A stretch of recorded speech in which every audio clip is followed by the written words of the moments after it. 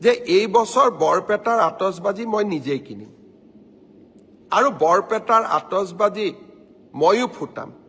এটা বিজেপি দেখিছো সকলখিনি একেই, সব লংকাত গ'লে ৰাৱণ হৈ যায় প্ৰথম কথা। গতিকে সেইটো বস্তু বাৰে বাৰে নহ'ব, বাৰে বাৰে গোটেই জীৱনটো যদি এইটো চাই থাকিবলৈকে জন্ম হৈছোঁ আৰু তেনেহ'লে বেলেগ দেশত গুচি যোৱা ভাল, বেলেগ জেগাত গুচি যোৱা ভাল।